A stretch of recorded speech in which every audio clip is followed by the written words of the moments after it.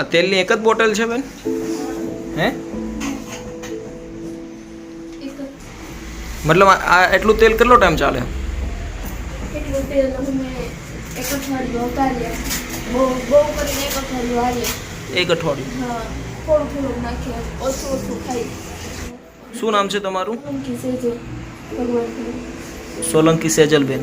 હા, અમે લોકો કેવી પરિસ્થિતિમાં હાલી છે એટલે વાત કરતા પણ રડાય છે. અત્યારની અમારી પરિસ્થિતિ એવી છે ને કે જાણે ભગવાને બધું દુઃખ અમને જ આપ્યું હોય એવું લાગે છે. ના ના, એવું નહીં વિચારો બેન. કાંઈ વાંધો નહીં, બેસીને વાતચીત કરીએ. મને બેન ચાલો.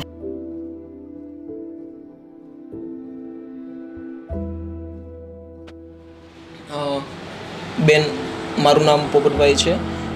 તમારું નામ શું કીધું? સેજલબેન. આખું નામ? સોલંકી સેજલબેન ભગવાનભાઈ. સોલંકી સેજલબેન ભગવાનભાઈ. ઓકે. તમારું નામ બેન? ઉમાબેન. સોલંકી ઉમા ભગવાનભાઈ. અને તમારું નામ બેન? સોલંકી પાયલ ભગવાન. બરોબર. એટલે તમે ત્રણેય બહેનો છો? ત્રણેય હગી બેન. પછી અત્યારે બીજું કોણ? સુરતમાં અમે 3 બહેનો જ રહીએ છીએ. અચ્છા, એટલે બીજું કોઈ નથી રહેતું? નહીં. કેમ? મતલબ આ ત્રણે, હજી તો ઉંમર પણ તમારી ખૂબ નાની છે. એટલે ના કામ કાંઈ નહોતું થતું. બરોબર. એટલે શું કામ કરતા હતા તમે? ના મજૂરી કામ. જેમ કે?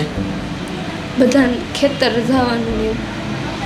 કેમ રડો છો તમે બેન? મને તમે ત્યાં રડો છો તો મને નથી ગમતું, કેમ કે હું સમજી શકું છું કે તમારી આ સ્થિતિ સાથે તમે જે લડો છો એ તો તમારું મન જ જાણતું હોય છે. શું તકલીફ પડે છે? પહેલાં રડશો નહીં તમે પ્લીઝ.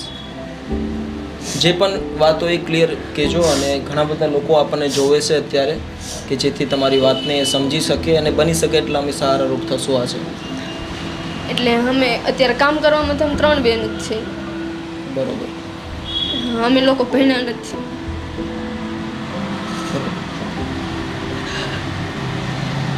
એટલે એક રીતે કાંઈ શોખ કે કાંઈ બીજું કાંઈ છું જ નથી. નાનપણથી જ કામ. ભાઈ બીમાર છે, પપ્પા બીમાર છે, એટલે પહેલેથી જ આમને માયલું આવે કામ જ કરવાનું.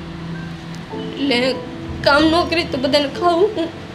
અત્યારે પપ્પા બીમાર છે ફૂલ, એને ખવડાવવું પડે, પીવડાવવું પડે, બધું એવું કરવાનું પપ્પાને. એટલે એમને શું તકલીફ છે? એને માથામાં વાગેલું છે, કવાડી વાગી હતી.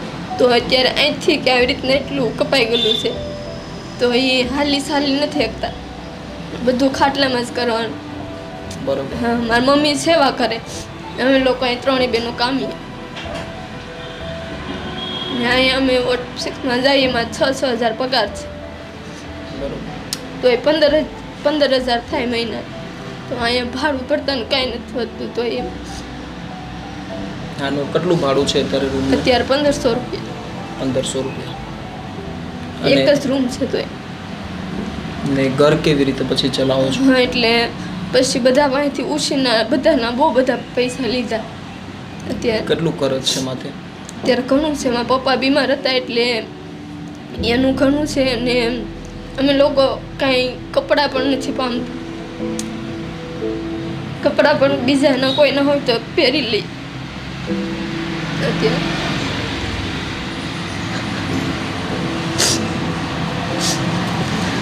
ને ભાઈ છે તો એ મારાથી મોટો છે, 20-22 વર્ષનો થયો, પણ એ કાંઈ કામ નથી થતું. એને હૃદયમાં કાણું છે. ગામડેલી જામકા.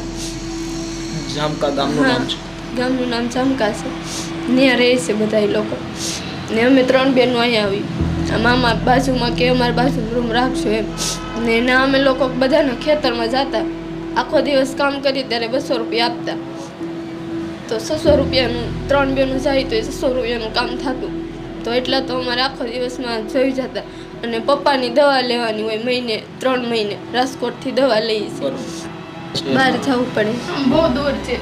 કેટલું દૂર છે અહીંથી? ઘણું દૂર થાય, હાલીને જવું પડે એકલાને. એમ એકલા જઈને એકલા આવી. પણ હું એટલું તો ખાલી ચોક્કસથી કહીશ કે તમે ભલે જે પણ સ્થિતિમાં અત્યારે છો, તમે ભગવાને તમને કંઈક અલગ રીતે બનાવ્યા છે. તમારી ઉપર ભલે જવાબદારી છે, પણ મહેનત કરવાનું જાણો છો. એટલી નાની ઉંમરની અંદર ભગવાને તમને એટલી સમજ શક્તિ આપી છે. ઘણી બધી એવી બેન દીકરીઓને અમે જોઈ છે કે જે ખૂબ રીતે પપ્પાના અથવા પરિવારના દમથી કાંઈ ને કાંઈ ખોટા ખર્ચાઓ કરતા હોય છે, પણ આજે તમે એની માટે ઉદાહરણ છો. એટલે તમારી જાતને ક્યારેય કમજોર નહીં સમજતા. તમને જે પણ રીતે ભગવાને કન્ડિશનમાં આપ્યા છે તમારી સ્થિતિ સાથે, તમારી અંદર હિંમત છે, મહેનત કરવાની શક્તિ છે, ત્યારે જ તમારી ઉપર એટલી બધી જવાબદારી આપી છે. એટલે ભગવાનનો હંમેશા આભાર માનજો કે તમને એ સક્ષમ બનાવ્યા છે એટલા કે તમે તમારા પગ ઉપર ઊભા થઈ શકો છો.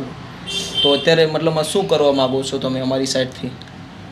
અમે લોકો ઘરે મશીન કે એવું કાંઈક હોય તો અમે ઘરે કામ કરીએ. અને એટલે ઘરે મશીન મૂકવા માગો છો? હા. ચાલો કંઈ વાંધો નહીં. તો પહેલાં તો આપણે મશીન લઈ આવીએ, પછી વાતચીત કરીએ બીજી. અને જેવું પણ મશીન જોવે છે તમારે એવું મશીન તમને લઈ આપીએ છીએ. મને બેન હવે તમારે બહાર નહીં જવું પડે, અમે તમારી સાથે છીએ. જ્યાં પણ બનશે ત્યાં તમારા સહકારરૂપ થવાની કોશિશ કરીશું. જે લોકો જોવે છે એમનો સહકાર છે અને એમનો સપોર્ટ છે. મને બેન તો મારી સાથે ચાલો, તમે તમારે જેવું મશીન જોવે છે એવું મશીન તમને લઈ આપીએ છીએ. અને અમે અમારી રીતે થોડુંક એવું કામ થશે એમ. ઓલું તો આપણે તો ના 6000માં તો કાંઈ થાય જ નહીં. બરાબર. 6000માં તો અમે 4 વર્ષથી કપડાં નથી લીધા પહેરવા. કોઈક આપે એ પહેરી. 4 વર્ષથી કપડાં પણ નથી લઈ લીધા. ચાલો કાંઈ વાંધો નહીં. આજે પહેલાં તો તમારી માટે મશીન લઈએ સારું, અને કંઈક સારા દિવસો આવશે એવી અમે ભગવાનને પ્રાર્થના કરીશું. અને બિલકુલ આવશે. તમારી અંદર હિંમત છે. અત્યાર સુધીના જે પણ કોઈ દિવસો હતા, પણ આવનારા દિવસોમાં જો થોડો પણ બદલાવ થશે તો અમારી માટે સૌથી મોટી સેવા થશે. અને બેન બસ હવે રડશો નહીં, અમે તમારી સાથે છીએ.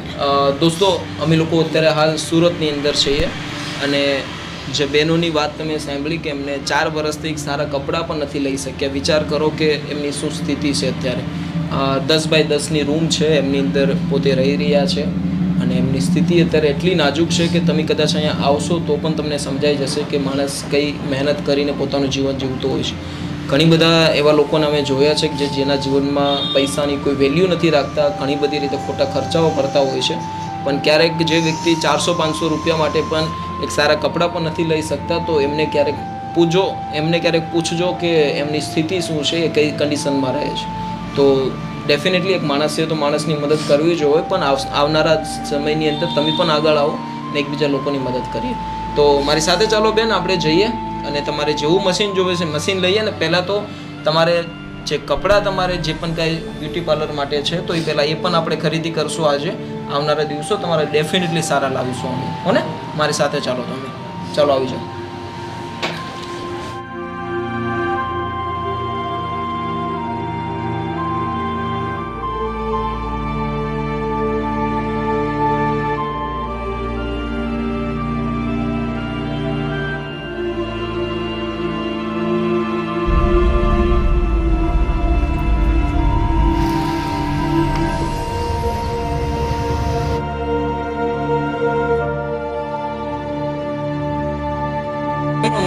ફાવે છે તમને બેન? હા. હે બીજું કામે કાંઈ? જાતીથી નહીં આવું કામ હે? કરું. કામે જાતીથી હું આવું કામ કરું બીજાના રૂમે. બીજાના ઘરે કામ કરતા હતા? બેન હમણાં મશીન છે ને, તમારું એડ્રેસને લખાવી દો એટલે તમને હમણાં ઘરે મળી જશે. અને આજે તમને તેને આ સપોર્ટ કર્યો છે આ મશીન માટે, એ પણ હું તમને આગળ જણાવીશ કે આજે આ કોના તરફથી તમને મશીન મળે છે. બરાબર? એટલે બિલકુલ ઉપાધિ નહીં કરતા, અમે તમારી સાથે છીએ. હો ને? ચાલો દોસ્તો, બહેનો માટે સરસ મજાને 4 વર્ષથી કપડાં નથી લીધા 3 બહેનોએ, તો આપણે વ્યવસ્થિત રીતે આપણે એમની ખરીદી કરીએ જેના થકી એમના જીવનમાં કંઈક સારું થઈ શકે. ઓકે બેન, તમારું એડ્રેસને લખાવી દો, રડવાનું ના હોય એમાં. હવે ચાલો.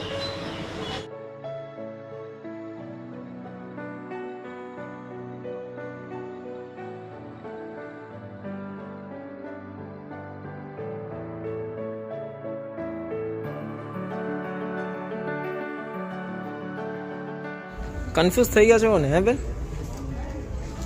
ફર્સ્ટ ટાઈમ આવો છો? શું કાંઈ નહીં, તમને જે પણ ડ્રેસીસ ને જે પણ કુર્તી લેવી તો કુર્તી, ટી શર્ટ લેવી તો ટી શર્ટ, જે પણ જોવે છે ને એ તમે ખરીદી કરી લો. મને બેન ચાલો આવી જાઓ બાજુ.